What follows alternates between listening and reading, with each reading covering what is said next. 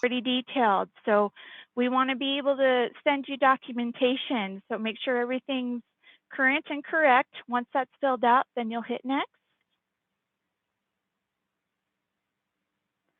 Confirm your phone number, email address, and preferred method of contact, and click next. Confirm your demographics and answer the questions and click next. So highest grade completed, the degree you completed, race, ethnicity, there will be drop downs that you can pick. So pick the best option that works for you, okay? Disabled, if you are a veteran, it's going to ask you if you've served in any sort of armed forces, just answer those questions.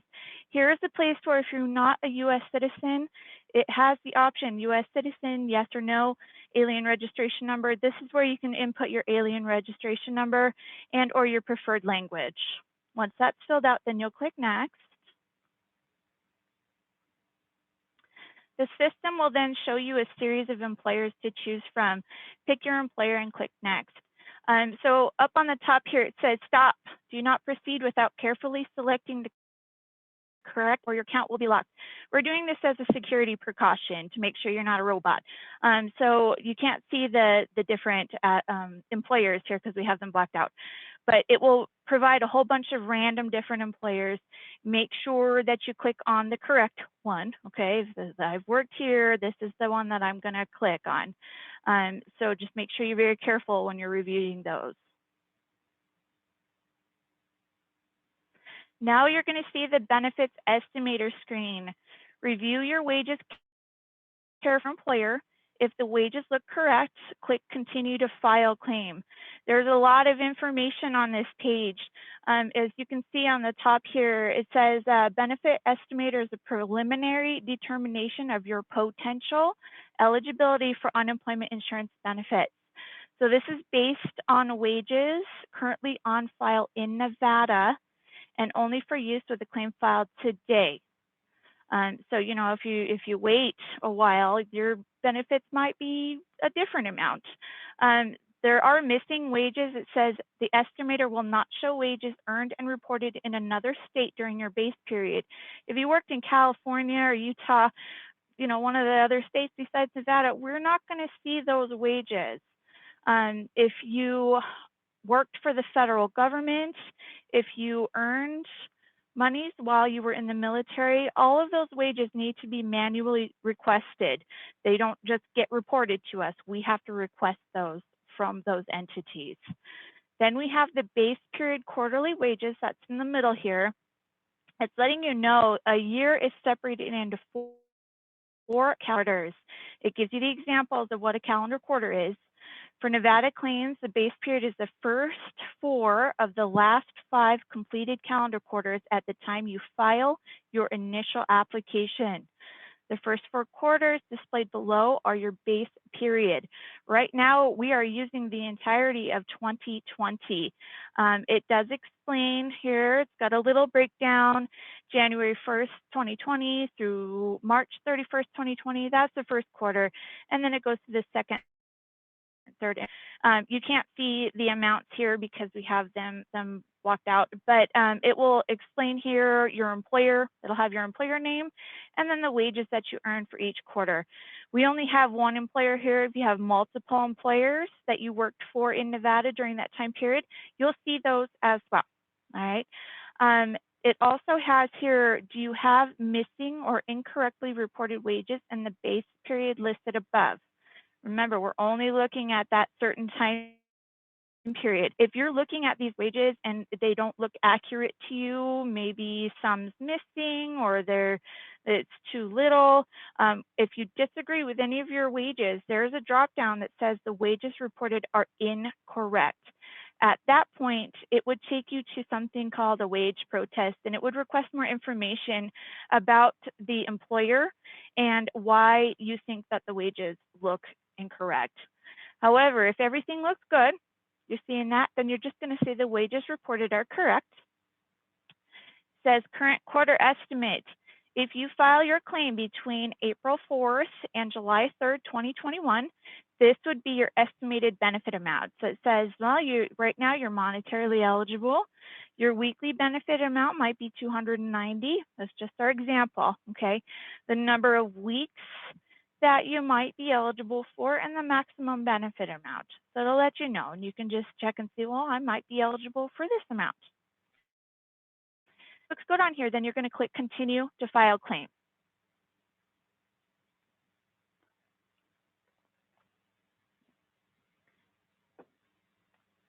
Then you're going to answer the initial filing questions. If you have worked for a school or educational institution, please answer yes to have you worked for a school or educational institution since specific date. And it says January 1st, 2020, because that's the beginning of the base period, okay? So it's going to ask you, have you been self-employed? Do you own your own business? Have you applied for benefits in another state at any time? Are you filing for unemployment in another state? Has all of your employment been in another state? Have you ever worked in Nevada? Has any of your employment been in another state since, has any of your employment? So do you have out-of-state wages that you would like us to request? Do you currently live in Nevada? Have you served in the military since January 1st? It's going to ask you at this moment, are you in the state of Nevada? So it's, just read through all of these, make sure that you answer truthfully, okay? And since you are educational workers, you're going to say, yes, I have worked for a school or educational institution. Continue to answer the initial filing question. Please be aware that there is a question regarding COVID-19. It's going to ask you here, have you filed and received for workers' compensation? Have you been injured on the job? Are you self-employed? Are you attending school or training? I want to bring that to your attention. There is a difference between attending school and working for a school. Okay, don't get that confused. So if you're an educational employee, that would be the last question. If you're currently taking college courses, night classes, that's what that question means. Are you attending school or training? Are you physically, mentally able to work? Is there any other reason why you cannot seek or accept immediate work? And it gives you examples: childcare, transportation, care of a family member. Have you refused any job offer or job referral? And it'll give you this state here. Have you worked 2 or more on-call assignments? And then it's going to ask you down here on the bottom, are you filing for unemployment benefits for reasons related or affected by COVID? Okay. Once everything is filled out here and it looks good, you'll click next. Select your last employer and include the type of employment, your start date, and the last day that you worked, okay? So it says make sure every employer you worked for since the beginning of your base period up until today is in the list below. And it's going to remind you, this is your base period from January 20 through December 31st, 2020. Remember with the benefits estimator, it says, well, this is the time period now. If you end up filing an unemployment claim much later, then the base period would be different, all right? It's going to have your employer name. You're going to select the last employer that you worked for. The type of employment, there's a drop down here. So full-time, part-time, on-call. Click the one that best applies to you. Your dates of employment, so the start date, what was the very first day that you started working there? And your end date, your last day that you worked there, last time that you actually walked into the building or did anything with that employer, okay? And then it says if your employer is not listed above, use one of the following buttons to add your employers to the list. Add Nevada employer, add federal employer, add military employer, and add out-of-state employer. Remember, we have to request those. So this is the chance for you to, I would say I'm a federal employee, I don't see my wages. I can click on this button here, and then I can input the information about my federal employment. All right, once everything looks good, you're going to click next. Provide your separation reason from the drop-down selection, the reason the employment ended. If you're an educational worker and are in between academic periods, summer break, include the date you will be returning to work. It's going to have the reason employment ended. This is just an example, okay, but there's lots of different choices here. Click the one that best applies to you. If you quit or you were discharged, you were fired from your job, select the reason why. That will populate if you put on there that you quit or you were discharged. Will you be returning to work for this employer? So if you're going to be returning to work, you need to input the date of when you're going to be going to work. What are your gross earnings for this employer between 4/18/2021 and 4/24? That's our example date, okay? So what will happen is when you open up your unemployment claim, it will actually have the specific week that you're filing in. So say I opened up my claim today, it's going to ask you for the gross earnings. How much did I make for this week? Gross earnings are always before taxes are taken out, okay? Once this is good, then you'll click next. Expiration questions. It's going to ask again, are you currently receiving workers' compensation for job-related injury, illness? Are you a member of, in good standing of a union or hiring hall? If you're in a union, we want to know. Are you or will you receive pension or retirement pay? Are you going to be receiving any sort of vacation, severance pay, military accrued leave pay, or other separation pay? It'll ask you too, do you want to have federal income tax taken out of your unemployment? And then it will ask again, do you have a definite return to work date? If so, we want to know who the employer is that you're going to be returning to work with and the date. Once that's done, click next. Provide occupation information, your primary and secondary occupations. So it says, what's the primary occupation that you're seeking? We use kindergarten teacher as an example, but on the right-hand side here, there's a tiny little box, blue box. It has a little magnifying glass. If you do that, you can enter keywords for what your primary occupation is, and then click the one that best applies to you. If you have a secondary occupation, say normally you're a school bus driver, but you have experience doing cashier work as well, then you can put the secondary occupation in this box. You're going to choose a Job Connect office in the area that you're looking for work. So there's a drop down here of different Job Connect offices. Click the one that's closest to where you are. What's your lowest rate of pay that you will, the type of work that you're seeking? We just use this example of $15 an hour, but what's the lowest that you're willing to accept for a job? Are you willing to work any day of the week?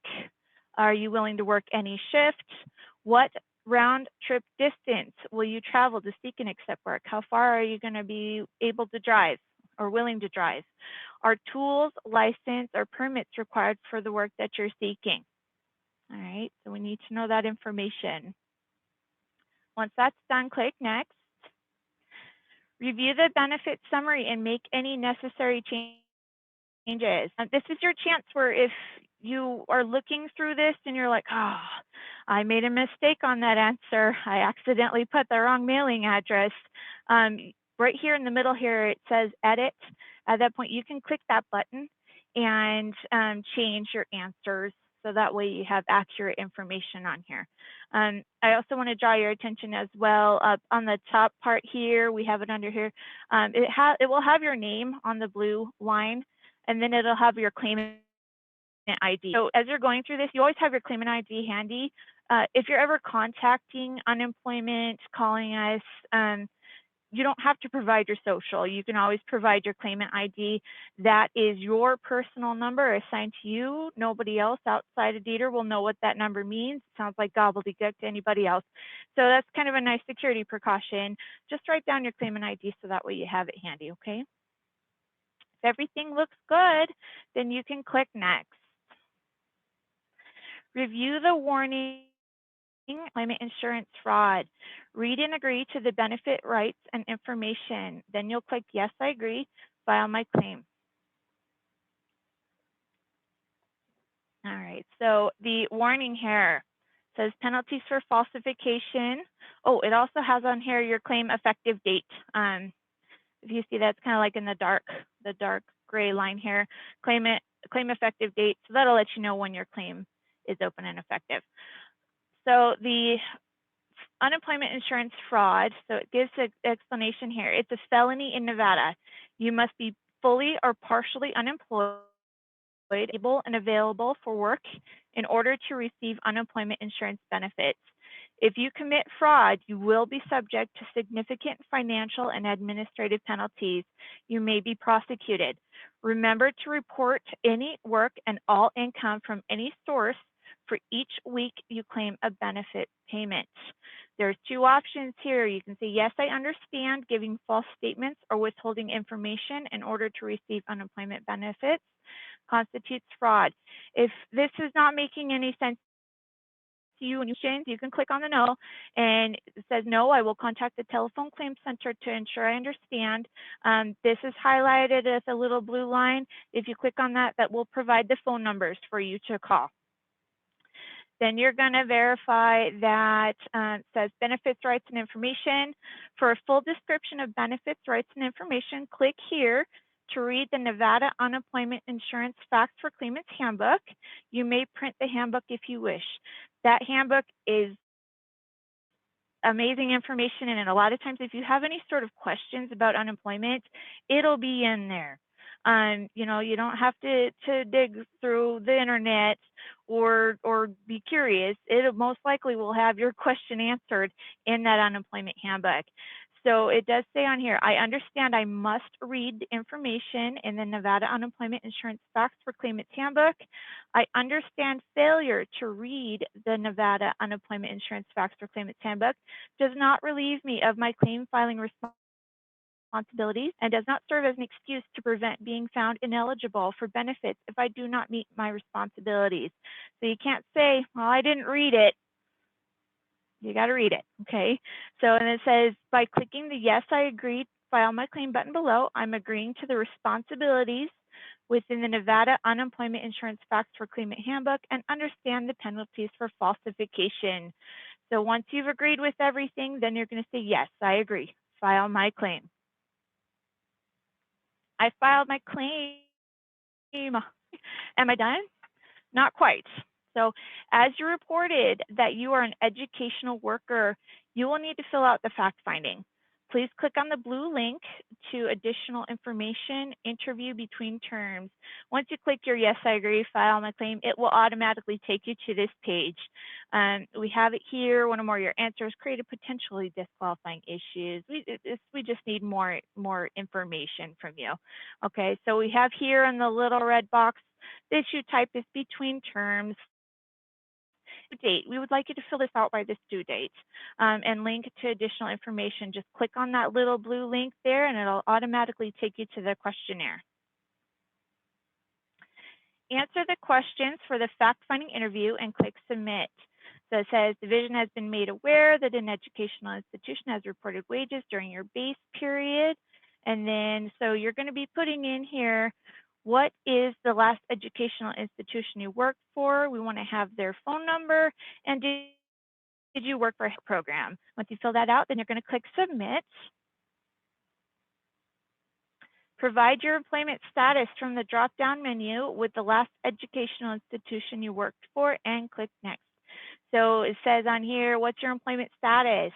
There's a couple drop-downs. So we'll have between academic periods, summer. There's a couple different drop-downs. So click the one that best applies to you. Once that's done, you're going to click submit. Provide the last academic period and the start date of the next academic period, when your summer break is over and when you will be returning to work. Once you've done with that, then you're going to click submit. Provide your job position, job title, and job duties, and verify if you have a contract to return in the next academic term. We just use this example here, kindergarten teacher, and then what are your job duties? There's actually a lot more room, so if you want to add additional job duties on here, you absolutely can. And then do you have reasonable assurance, employment agreement, or a contract of returning to work next academic term? Then you'll click submit. Answer if you will be returning to work in the same or similar job position and click submit. Select from the drop-down menu how you were notified that you'll be returning for the next academic term, and click submit. So we have on here, how were you notified? There's a drop down. Was it written? Was it verbal? Do you have documentation that you have in your hand? How are you this? Provide the dates that you will be returning to work and who conveyed the offer to return to work. So we have on here, what date are you going to be going back to work? Who conveyed the offer to you? This is your chance there. You know, we prefer to have as much details as possible. And what is that person's job title? Data review. Okay, fact-finding interview. Just like before, oops, I'm sorry. Just before, this is your chance to review all of your questions that you filled out. Same thing, it's like, darn it, I answered that question again. It's wrong. Here's your chance where you can go in and you can edit your answers. So we have these, they're blue, they're underlined. So you'll just click on the answer that was incorrect, and that will give you a chance to fix your answers, okay? Just make sure that everything that you're filling out is truthful and honest. And then once everything, if you're looking through this and everything looks good, it's going to say, hey, do you confirm these are your own answers and to the best of your knowledge? If so, then you're going to click submit. Okay. When you click submit, it will take you to your home page and provide you with a confirmation number. You've now completed your claim and the fact finding for between terms. So here we are at our claimant homepage. Up on the top there, that will have your claimant ID. It has your email address. I want you to pay attention to this link here where it says change personal info. If something happens where you move, you get a brand new phone number after you've opened up your unemployment claim, you don't have to call DETR. You can just do that on here. You can sign in online to your claimant homepage and change your information so that way it's accurate, okay? Then it has on here as well your effective date of the claim. It'll tell you when the claim will be ending. This is blank here, but this is when it will tell you your eligibility, maximum benefit amount, weekly benefit amount. This is where the little red arrow, that will have your confirmation number. That lets you know you have your claim. It's open, okay? If there's any additional issues, see down on the bottom right there, there's the little yellow triangle, issues delaying payment. You can click on that. Sometimes that'll take you to additional questions that you need to answer. We also have on the left-hand side just your customer menu. There's another link where you can change your personal info, change your password, change your PIN. So there's a lot of things that you can do in this website once you've opened and filed your claim.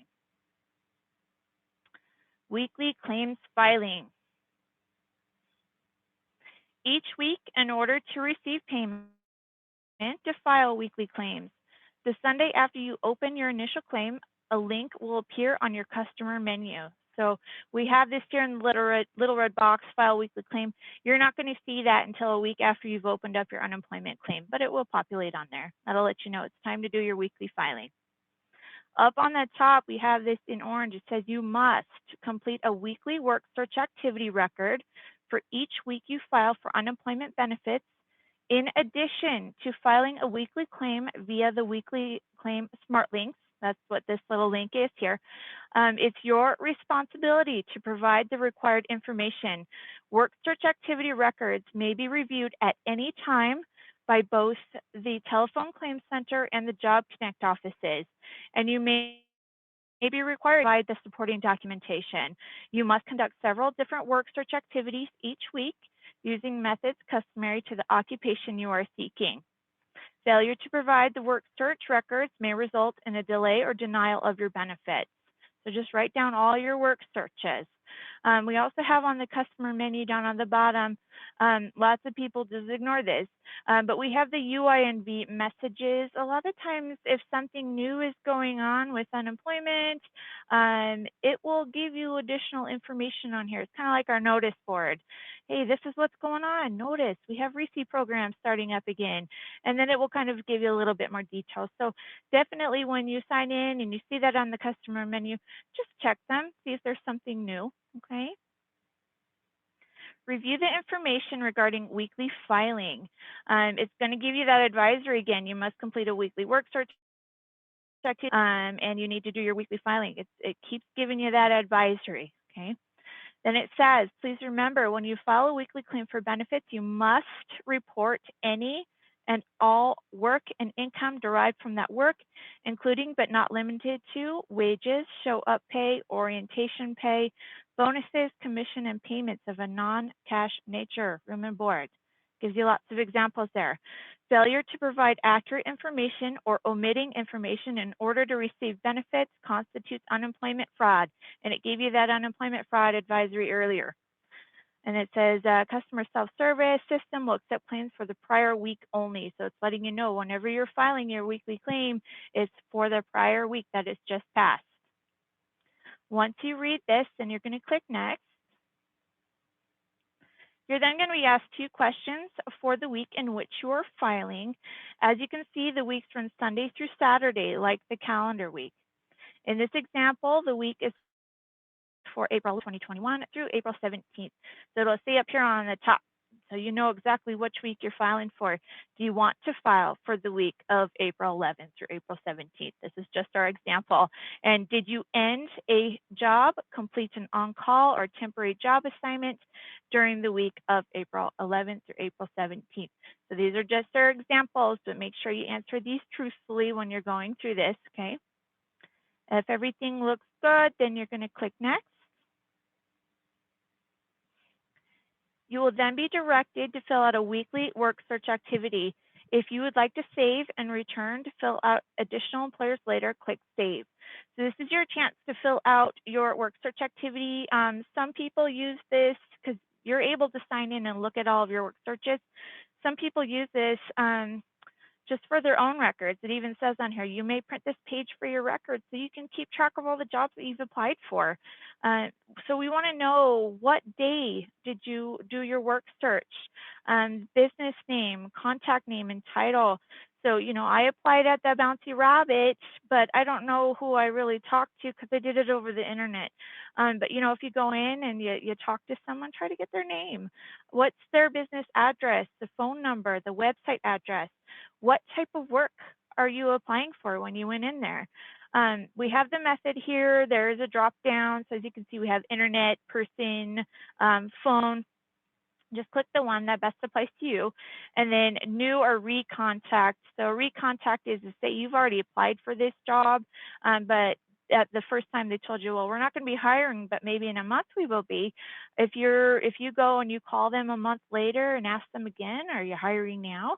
That would be a recontact, okay? And then results. If you got any sort of results, what did the employee at the Bouncy Rabbit tell you when you applied? That's when you can put your results in there. If you say you're still working on this, you wanted to add information later, you can click Save, and that's the one in the middle there with the red box. Oops, let's go back. Going too fast here. Okay, once you have filled out your work search activity, everything looks good, then you can click Submit to continue.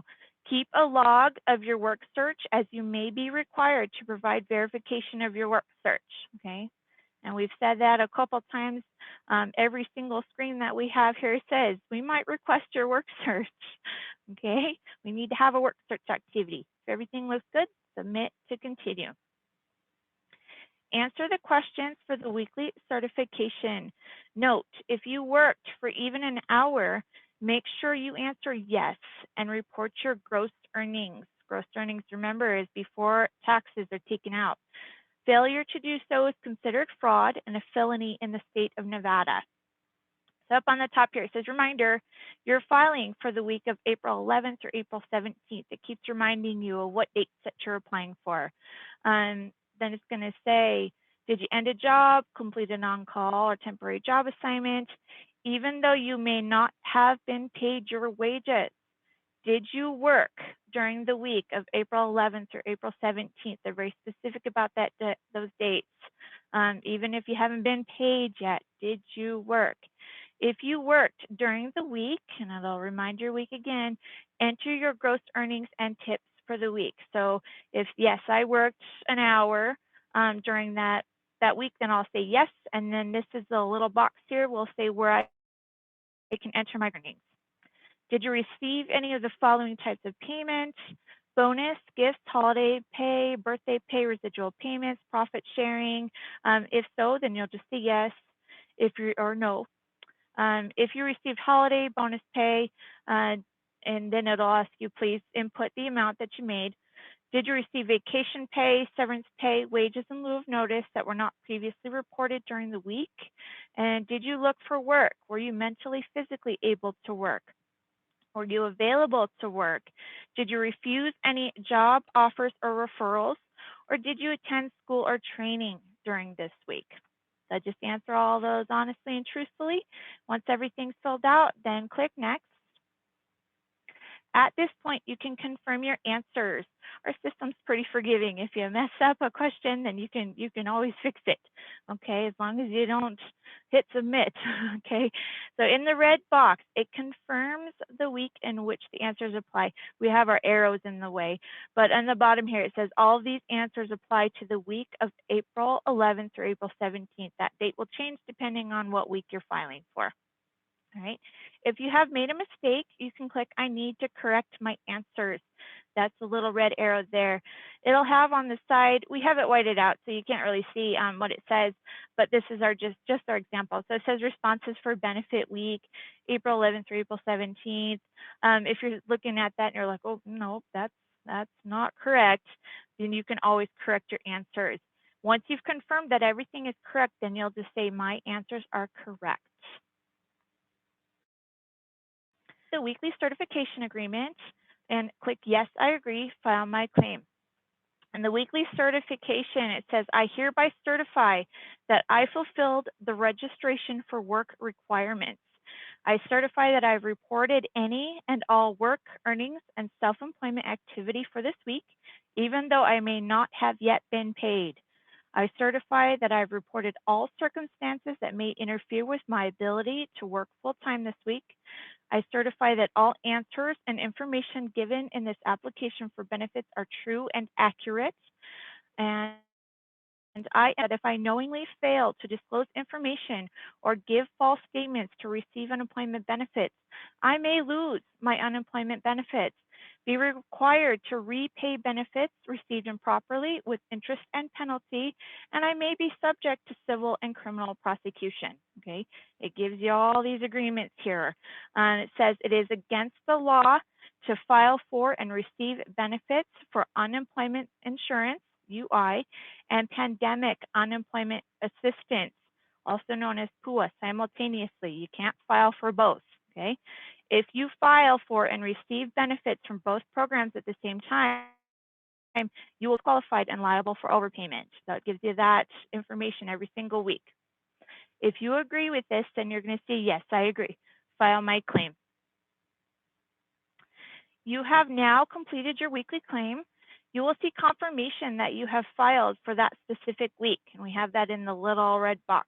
So yay, you've successfully filed your weekly claims for the week ending April 17th. That's our example. So now you can log off or you can go to your home page. Please remember to complete weekly claim filing every week to keep your claim active. All right. Benefits are paid weekly via debit card. So this card will arrive by mail approximately 10 days after claim filing. It looks just like this. It's a Bank of America Nevada debit card. It's got the little cactus with pink flowers on it. It does look like junk mail. A lot of people think it's junk. So feel your mail. If it feels like there's a card in there and you open it up and it's got this guy in there, this is your card, okay? Once you receive your card, activate it immediately. You can activate your card by calling 1-888-339-8569. You can also go online at bankofamerica.com/Nevada UI debit card. Never give anyone your PIN. Okay, no one at DETR will ask you for your PIN. Don't give anyone your PIN. Okay. Eligibility requirements. In order to be eligible for unemployment, you do need to meet eligibility requirements. Those include being able and eligible for work. an example of able is, say you're a bus driver and you've broken your right foot. Are you going to be able to drive a bus with a broken foot? Okay. Are you available to work? Do you have any situation going on that is making it so you aren't able to get to work? Do you have transportation? Do you have childcare? Are you currently actively seeking work? Just like we went through, you need to be seeking work to be eligible. Have you refused any offer of work? Are you reporting all of your earnings? Just like asking you ever, when you were doing your weekly filing, did you work this week? If so, how much did you make? So always make sure you're reporting your earnings. Now, if you filed in the past and you have a prior overpayment or any sort of fraud on your claim, that needs to be addressed first before you can receive any sort of additional benefits. So just be aware of that. All overpayments and fraud issues need to be taken care of first, okay? When do I file for benefits? Open your claim the first week you are without work. File your weekly claim the following Sunday. Continue to file until you return to full-time work. Reopen existing claim if needed. So if you've already filed for unemployment, then you reopen up that existing claim. And you do this by going to ui.nv.gov.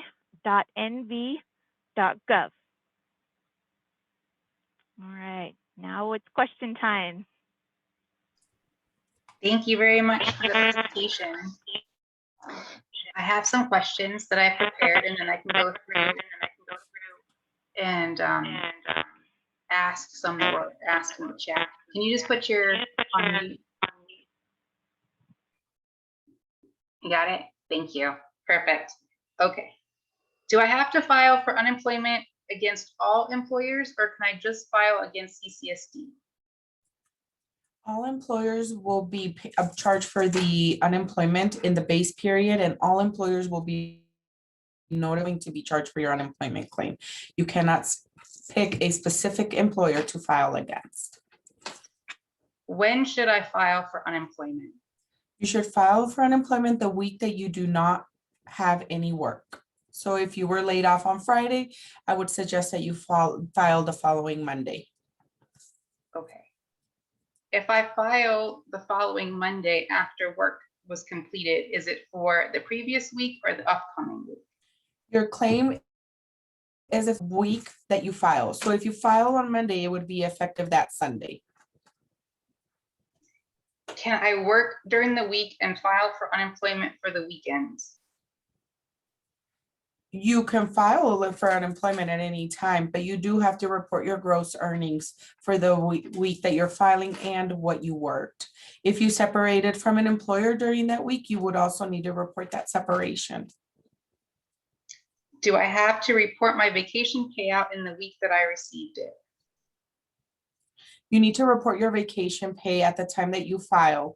So for example, if you know you're going to receive 3 weeks of vacation, you have to report it when you're filing. Can I file for benefits before my job is ended due to the backlog at DETR? No, you have to be unemployed. You can file at any time, but if you are working and you worked full time, you have to report those wages. And if they're in excess of your weekly benefit amount, it will automatically be disqualified. If a person works 32 hours or more per week from one or more employers, are they considered unemployed? No, if you're working 32 or more hours, you're considered fully employed. And just to clarify, fully employed people are not eligible for unemployment, correct? No, unemployment is for unemployed personnel. If I do not, oh, go ahead. Sorry, that does not attached. Not job attached, okay. Mm-hmm. If I do not work all the days offered to me by an employer, is that reported to DETR? I'm sorry. Yes, employers do report any refusal of work, as you have to report it as well. So if you are being called by Manpower and offer a one-day assignment and you refuse it, you need to report it in your weekly claim filing. Okay. And then what does it mean to have a job refusal issue on my claim? If you have a job refusal issue on your claim, it has to go through the process. It's case by case, and it is determined based on NRS law and DOL regulations, if you are found eligible or not. So for example, if you are a cook and Manpower calls you and tells you, hey, we have this opening for 1-day assignment at this casino, and you state no, then it would be reported and a stop will be generated on your claim. You would also have to report that issue if you don't want to be, if you don't want to have a fraud presentation on your claim as well. So if a stop is placed on my claim, that has to go through the adjudication process where I have to ask or answer additional questions? Yes, you would have to go through the whole adjudication process. The adjudication, the department would gather information from you, and then they would gather information from the employer. So they're going to And then based on that, oh, go ahead. and then based on that, a determination will be issued. If it is not found in your favor, you have appeal rights. In your favor, then any pending week will be released. Okay, perfect. Is there any penalty that you can speak to regarding a job refusal? I mean, it's case by case, like I said, but there is a disqualification, and it's not just a 1-week disqualification. It's also determined by the time period of the assignment. There's a lot of things that factor in. If I have multiple employers and I refuse work from CCSD and a job refusal issue is applied to my unemployment claim, could it impact my ability to collect benefits from a second employer? When an issue is created on your claim, it affects your weekly benefit as a whole. We're not seeing one specific weekly benefit per employer. All of the employers paid into this base period, and we use the base period as a whole. Therefore, if there's an issue or claim, it will affect the full benefit until that issue is resolved. What should I do if I cannot log into my account because I've been a victim of identity theft? You can go to the DETR webpage, report the fraud if you haven't done so, and then contact our integrity unit. Their phone number is also listed there, but it's 775-684-0747, and they can assist you. And it's just basically a mini call center as well that the integrity unit has. If I'm a victim of identity theft, will I have to prove my identity to DETR? Yes, you will. You will have to provide sufficient documentation showing that you are who you say you are, and you would have to follow a couple steps to prove your identity as well. If I don't want to accept summer work from CCSD, can I file for PUA instead? If you have UI eligibility, you cannot file for PUA. PUA is specifically designed for self-employed people that were affected by the COVID pandemic. Anybody can, of course, file for a claim. The question is if you meet the eligibility requirements. And anybody, if you file for PUA or if you file for UI, you have to meet all of the eligibility requirements in order to receive benefits. This new regulation, the only thing it did is relax wage usage for the school district, but all the other eligibility requirements that are applicable to it, Joe, you have to meet as well as a support staff worker. What would happen if I have a fraud, disqualification, or overpayment in regular UI or PUA from 2020-21, and I applied for UI for summer 2021? Does the unresolved fraud overpayment prevent me from getting paid? If you were defrauded, you received a determination explaining that you will not be eligible for any unemployment benefits until that fraudulent overpayment plus interest and penalties are recovered in cash. And in addition to that, in that determination, you're also explained that you have an administrative disqualification that you have to meet. So if it takes you 2 years to pay that fraudulent overpayment, you will be disqualified for UI for 2 years until all the monies are recovered in full.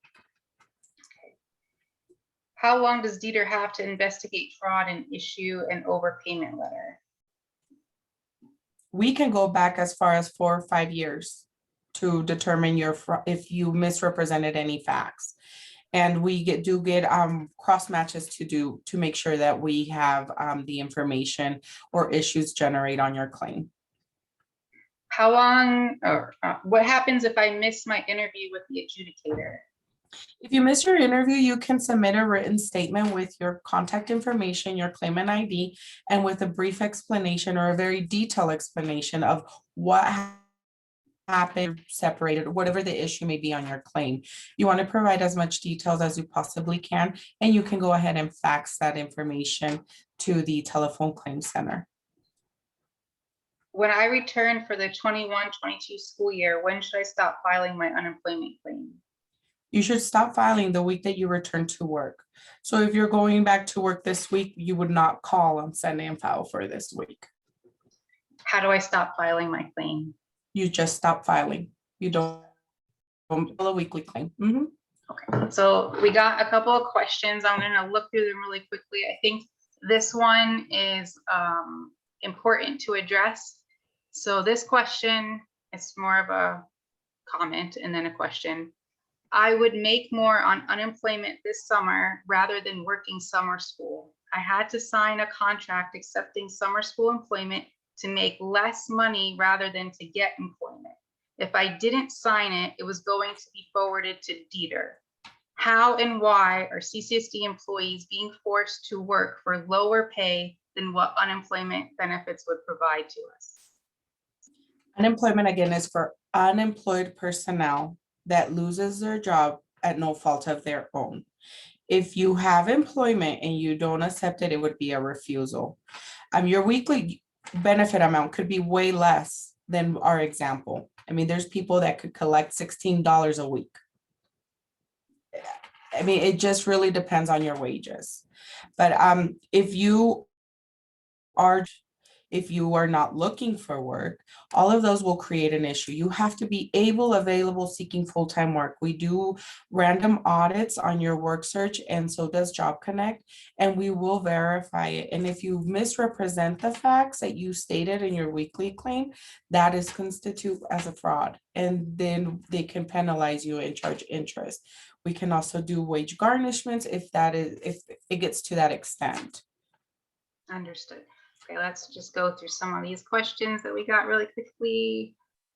I can answer this one. It says, will someone directly be handling CCSD unemployment claims? For CCSD, I am that person. For DETR, I don't know if they have a team or. Every claimant will call just like all of our other claimants. Everybody will be on the web filing, or they would contact our telephone claim center. There's no specific team that will handle support staff only. Can you speak to the backlog? I can't tell you what their backlog is, but while you're waiting for your adjudication interview, you just have to continue to file for your weekly claim. Like I said before, if you are determined to be eligible for benefits, any pending week that you filed for will be released in a lump sum. If you are determined ineligible, then of course none of the benefits will be released.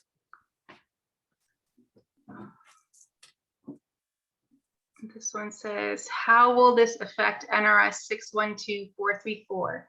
Will it be amended or omitted? This unemployment option only going to be good for summer school only. As things get back to normal again, will NRS 612434 go back to full effect? The relaxation of this bill is only for 120 days. I can't tell you what's going to happen after that. I don't know what Congress or legislature will do. Okay.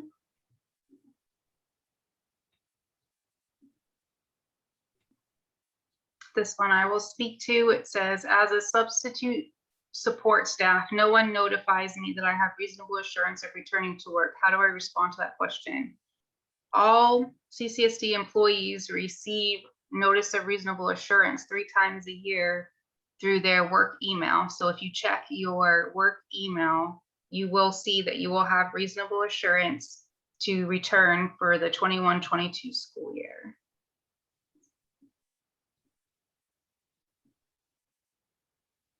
Oh, somebody wants to know if DETR's hiring. You can log into, it's Nevada apps and you can apply for any jobs that are there. It doesn't necessarily have to be DETR. There's other state agencies that may have postings.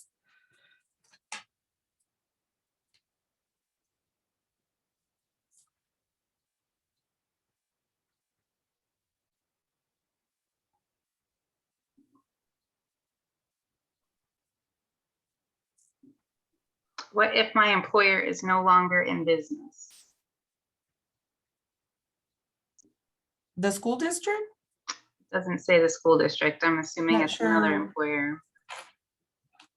Well, keep in mind that we do take into consideration your separation from your last and next to last employer. So if you were laid off or they are no longer in business, you would just report it just like you would report your other employer. I think all the questions basically want to know for sure if they're going to get unemployment, if they don't accept work, or if they do accept work, or they accept some variation of. So can we just quickly recap that you have to meet all the eligibility requirements, that no one's going to have that answer for them? Yeah, I can't tell you you're going to be qualified. It's case by case. You do have to be able and available to look and accept full-time work.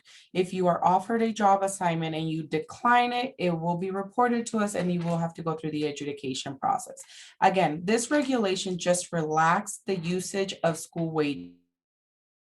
All of the other eligibility requirements that are established by NRS and by DOL guidelines and regulations do have to be met. And one of their guidelines is you have to look for work. You have to look for full-time work. You have to be seeking work the majority of the week. That's why unemployment is just as temporary assistance until you are hired back on with an employer. If you are offered work and you don't accept it, then of course we're going to have to discuss with you why you did not accept it or why did you decline that offer. If you don't have childcare, transportation, that will also create your work. You have to be attached to the labor market. You have to be looking for work. You have to be able to accept full-time work. You can't. Unemployment is for unemployed people to go back to work, not to not look for work. Okay. And then one question said, how do I backdate my claim? You can contact the telephone claim center and request a backdate. All backdates do the adjudication process as well to determine if, based on NRS law, you are eligible for that backdate. And just to clarify, DOL is Department of Labor. Yes, we have to obey by their guidelines. They are our boss. I got it. So thank you very much. That's all the questions that I have. It was very informative, and I hope it provided the clarification that our employees sought. So Perfect. thank you Let very us know if much. we can give you another presentation. Okay, thank you. Good evening. Bye. Bye. Good night, everyone. Good night.